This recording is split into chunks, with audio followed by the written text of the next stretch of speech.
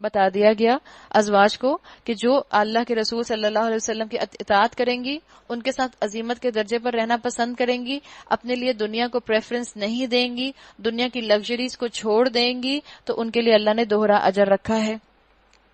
نبی کی بیویوں صلی اللہ علیہ وسلم کی بیویوں سے ایڈریس کیا جا رہا ہے، تم عام عورتوں کی طرح نہیں ہو۔ بتا دیا گیا تم عام عورتوں کی طرح کیوں نہیں ہو، اس لیے کہ تمہیں تو رول ماڈل بننا ہے مومن عورتوں کا۔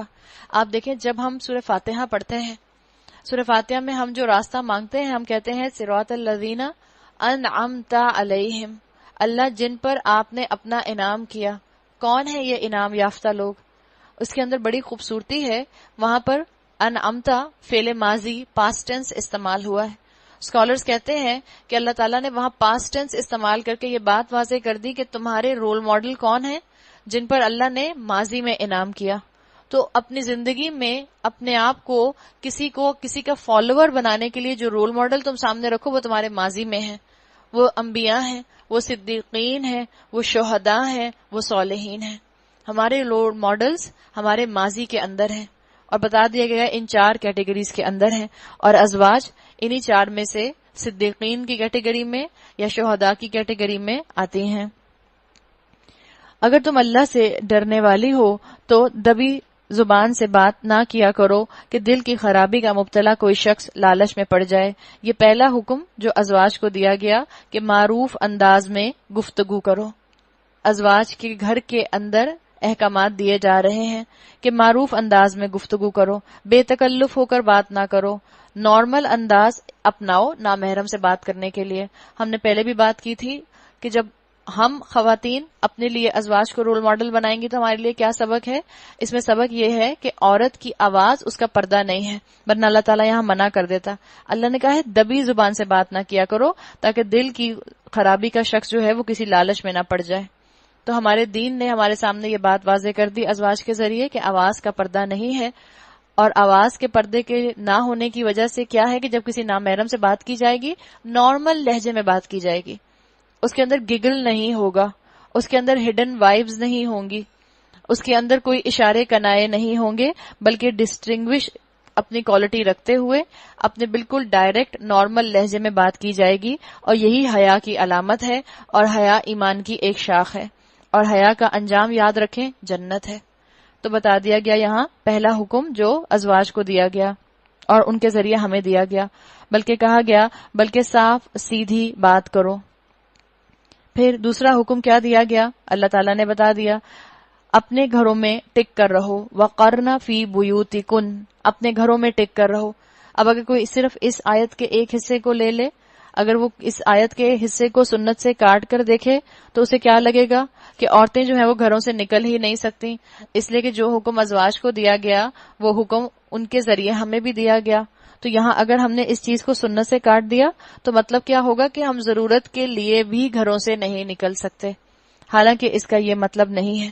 ہمارے معاشرے میں ہندو کلچر سے یہ کانسیپٹ آ گیا کہ عورت جو ہے وہ 2 ہی مرتبہ گھر سے نکلتی ہے، ایک ڈولی میں بیٹھ کے اور دوسرا جب اس کا جنازہ نکلتا ہے۔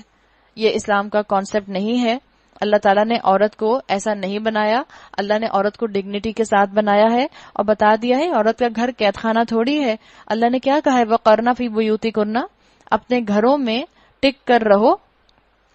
اگر ہم ازواج کو بھی دیکھیں تو ازواج بھی مسجد جایا کرتی تھی، مسجد نبوی جایا کرتی تھی، اپنے میکے جایا کرتی تھی، کاروبار کیا کرتی تھی۔ رسول اللہ صلی اللہ علیہ وسلم اپنے ساتھ غزوات پر اپنی کسی ایک زوجہ کو لے کر جایا کرتے تھے۔ طریقہ ہوتا تھا کہ آپ صلی اللہ علیہ وسلم لاٹ نکالا کرتے تھے، جس کا نام نکلتا تھا وہ زوجہ آپ کے ساتھ سفر میں جایا کرتی تھی، حج اور عمرہ کیا کرتی تھی۔ وہ طریقہ کیا بتا دیا اللہ تعالیٰ نے یہاں پر؟ ایک بات، وَلَا تَبَرَّجْنَ تَبَرُّجَ الْجَاهِلِيَّةِ الْأُولَى، سابق دور جاہلیت کسی سجدہ دکھاتی نہ پھرو، یعنی ضرورت کے لیے گھروں سے نکلا جا سکتا ہے، لیکن عورت کی زینت کی بات کر دی گئی کہ زینت کا اظہار کرتی ہوئی، زینت کو نمایاں کرتی ہوئی عورت گھر سے نہ نکلے۔ زینت کا اظہار عورت کی ایکسپلائٹیشن ہے۔ تبرج کا لفظ جو ہے وہ برج سے بنا ہے، برج مینار کو کہتے ہیں جو دور سے نظر آتا ہے۔ جب عورت بے حیائی کے ساتھ باہر نکلتی ہے، زینت کر کے باہر نکلتی ہے، دور سے نظر آتی ہے، جبھی مرد اس کو دور دور سے جو ہے وہ تاک رہے ہوتے ہیں۔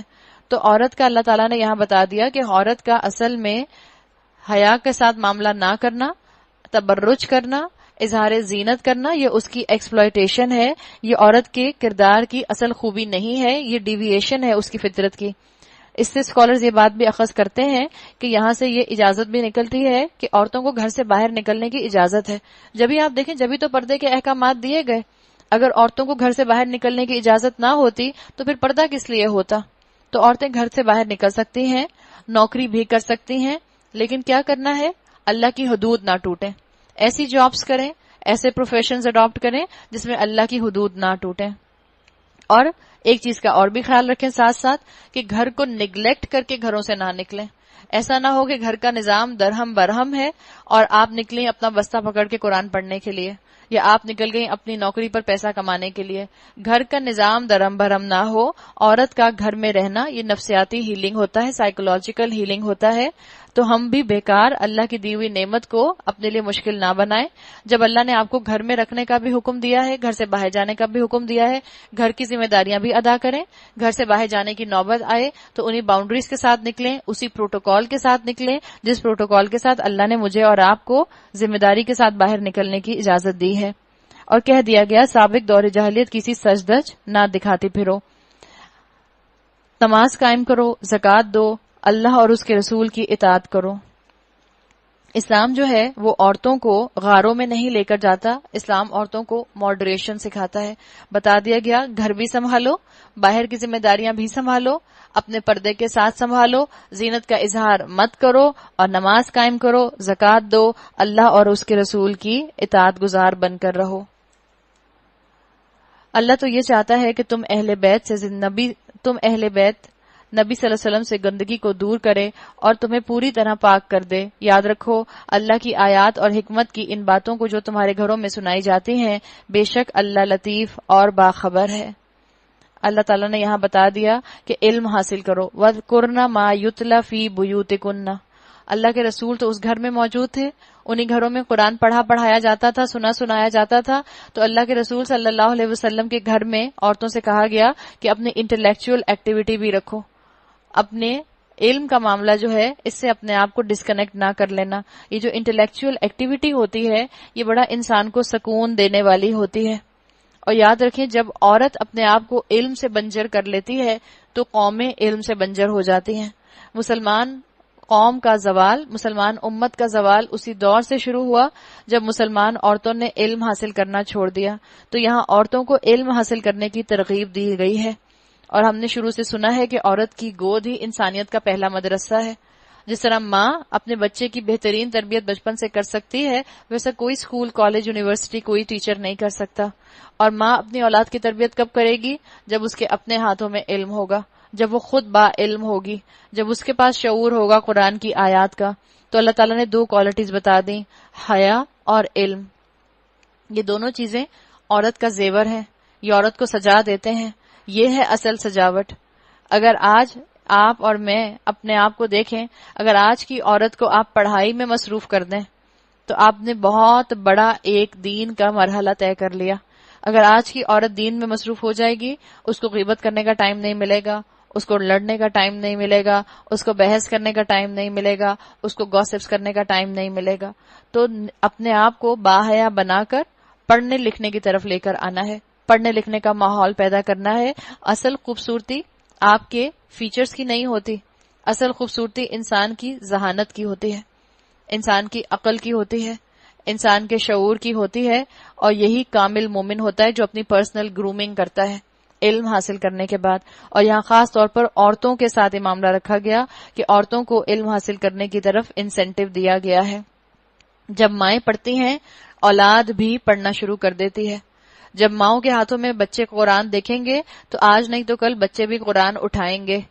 جب مائیں جو ہیں وہ اپنا وقت حدیث کو یاد کرنے میں اور قرآن کو یاد کرنے میں لگائیں گی، بچوں کو بھی انسینٹیو ملے گا۔ تو یہاں پر عورتوں کو انٹلیکچوئل ایکٹیویٹی اپنانے کی طرف دعوت دی گئی ہے۔ اللہ تعالیٰ نے پرائیویسی کے تین اوقات یہاں بتا دیے کہ ایک دوسرے کے کمرے میں جانے کا وقت جو ہے وہ 3 اوقات کے اندر اجازت لے کر جانے کا ہے. شوہر بیوی کے کمروں میں ان کے اپنے بچے بھی اجازت کے بغیر نہ جائیں. یہ کہیں سے محبت کا اور اٹیچمنٹ کا لیول نہیں ہے. دین کے جو اصول ہیں، دین کے جو قوانین ہیں، وہ اپنے بچوں کو سکھا دو. اور وہ 3 اوقات کون سے ہیں؟ صبح کی نماز سے پہلے، اور دوپہر کو جبکہ تم کپڑے اتار کر رکھ دیتے ہو، اور عشاء کی نماز کے بعد. یہ تینوں وقت تمہارے لیے پردے کے وقت ہیں. ان کے بعد وہ بلا اجازت آئیں تو نہ تم پر کوئی گناہ ہے نہ ان پر. تمہیں ایک دوسرے کے پاس بار بار آنا ہی ہوتا ہے. اس طرح اللہ تمہارے لیے اپنے ارشادات کی توضیح کرتا ہے اور وہ علیم اور حکیم ہے. یہ جو اجازت کا قانون ہم نے ابھی پیچھے پڑھا تھا، قانون استئذان، اسی کا ایکسٹینشن ہے اسکالرز کے مطابق، کہ گھر کے اندر کی بات کی جا رہی ہے. پہلے بتایا گیا تھا معاشرتی لیول پر، معاشرے کے لیول پر کسی کے گھر جاؤ تو اجازت لے کر جاؤ. دندناتے ہوئے دروازہ کھول کے اندر داخل نہ ہو جاؤ. ایسے مت کہو دروازہ کھول کے سیدھے اندر مین ڈور سے ہیلو ہیئر آئی ایم، ایسا نہ کرو، بلکہ دروازہ ناک کرو، اجازت لو، پھر جاؤ. اسی قانون کی یہاں ایکسٹینشن دی گئی ہے. گھر کے اندر بھی گھر کے لوگوں کو بھی ڈسپلن کیا جا رہا ہے. میاں بیوی ہیں، بچے ہیں، تو بتا دیا گیا کہ جس وقت میاں بیوی جو ہیں ان 3 اوقات میں ہوں اکیلے، تو بچے جو ہیں وہ ناک کیے بغیر اندر نہ آئیں. یہ کہیں سے بھی محبت کی علامت نہیں ہے. انسان دوپہر میں اکثر آپ دیکھیں مرد جو ہیں وہ اپنا کرتا اتار دیتے ہیں. ایسے اوقات جس میں عورتیں اپنا دوپٹہ اتار کر ایک طرف رکھ دیتی ہیں تو بچے ناک کریں اور پھر آئیں، تاکہ دونوں میں سے کسی کو بھی امبیرسمنٹ نہ ہو. ماں باپ کے کمرے میں جانے کے آداب قرآن نے سکھا دیے ہیں. اور جب تمہارے بچے عقل کی حد کو پہنچ جائیں تو چاہیے کہ اسی طرح اجازت لے کر آیا کریں جس طرح ان کے بڑے اجازت لیتے رہے ہیں. اس طرح اللہ اپنی آیات تمہارے سامنے کھولتا ہے اور وہ علیم اور حکیم ہے. اور جو عورتیں جوانی سے گزری بیٹھی ہوں، نکاح کی امیدوار نہ ہوں، وہ اگر اپنی چادریں اتار کر رکھ دیں تو ان پر کوئی گناہ نہیں، بشرطے کہ زینت کی نمائش کرنے والی نہ ہوں. تو بتا دیا گیا یہاں پر پردے کے احکامات کے اندر ہی ایک اور حکم دے دیا گیا. اور وہ حکم کیا ہے؟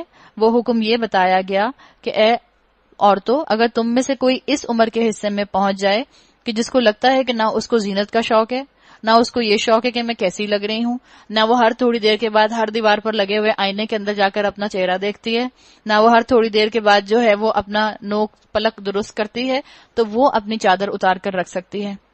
یوں سمجھ لیں کہ پردے کے ٹاپک کو مکمل کیا جا رہا ہے کہ اگر عورت کی عمر زیادہ ہو گئی ہے، وہ لک کانشیس نہیں ہے اور دیکھنے میں بھی اس میں کوئی اٹریکشن محسوس نہیں ہوتی، تو اس کے لیے اللہ نے احکامات کو ہلکا کیا ہے.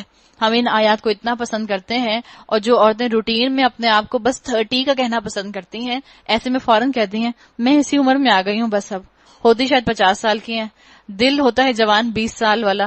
تو اسکالرز کہتے ہیں کہ اگر آپ کے دل میں وہی امنگیں، وہی جذبات ہیں جو ایک 20 سال کی 30 سال کی جوان عورت کے اندر ہوتے ہیں، تو آپ پر یہ حکم لاگو نہیں آتا.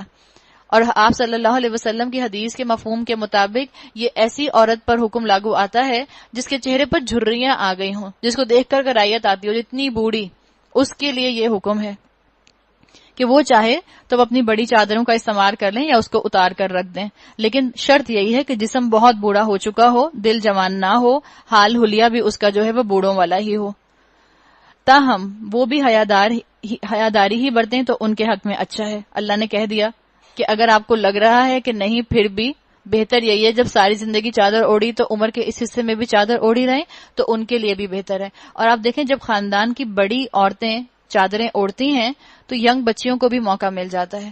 جب مائیں چادریں اوڑھتی ہیں تو بیٹیوں کو بھی موقع مل جاتا ہے. یہ نہ ہو کہ ماں جو ہے 50-60 سال کی اور وہ کہہ دے کہ میں تو اس کیٹیگری میں آگے چادر نہیں پہنتی، اور بیٹی سے توقع رکھے کہ بیٹی پہنے گی.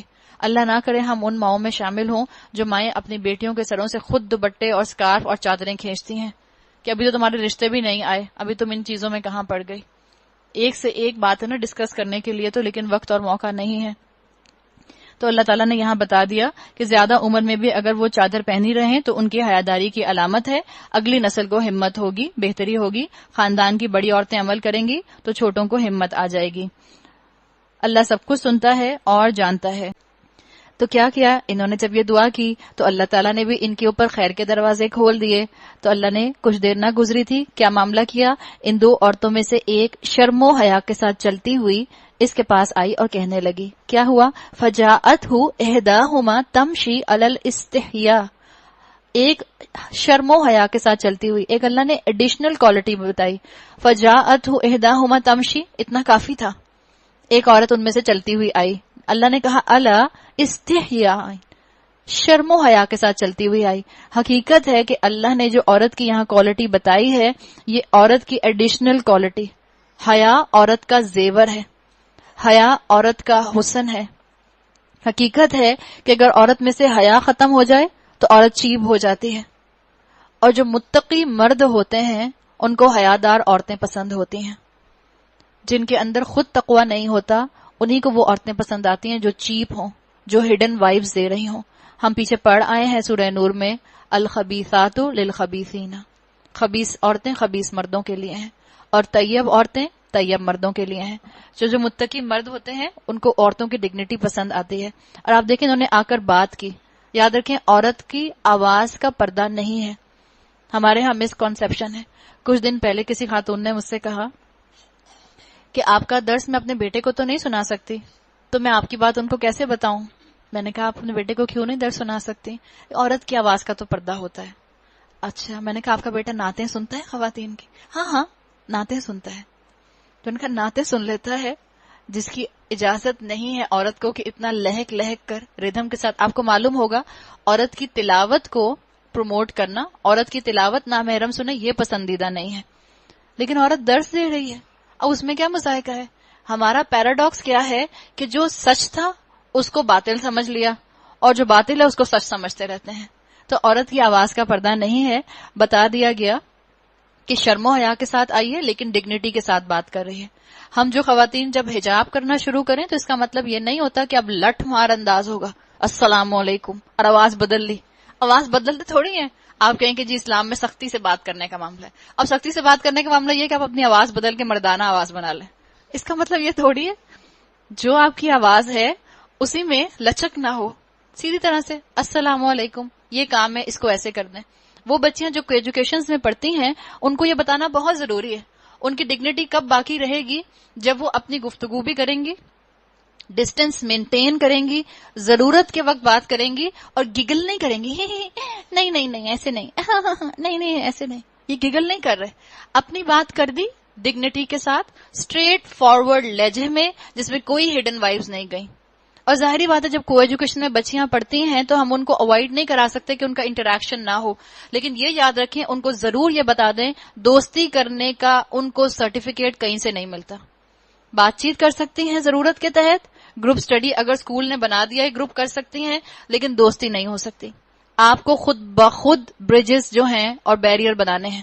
یہ جو برج اسکول والا بنتا ہے کو ایجوکیشن کے اندر، اس کو بہرحال آپ کو بیریئر میں کنورٹ کرنا ہے. اور بیریئر حیا بنتی ہے. حیا ہوگی تو بچیاں خود بخود سمجھ جائیں گی کہ ان کو کس طرح بدتمیزی کیے بغیر رسپیکٹیبل انداز میں بات کرنی ہے. تو یہاں ان عورتوں میں سے ایک کی خوبی بتائی گئی، یہ جو موسیٰ علیہ السلام کی فیوچر وائف بننے والی تھی انہی کی خوبی بتائی گئی کہ یہ ان کے پاس حیا کے ساتھ چلتی ہوئی آئیں اور ان سے کہنے لگیں میرے والد آپ کو بلا رہے ہیں تاکہ آپ نے ہمارے لیے جانوروں کو جو پانی پلایا ہے اس کا اجر آپ کو دیں. موسیٰ جب اب اس کے پاس پہنچا تو اپنا سارا قصہ اسے سنایا تو اس نے کہا، یعنی ان لڑکیوں کے والد نے کہا، کچھ خوف نہ کرو، اب تم لوگوں سے بچ نکلے ہو.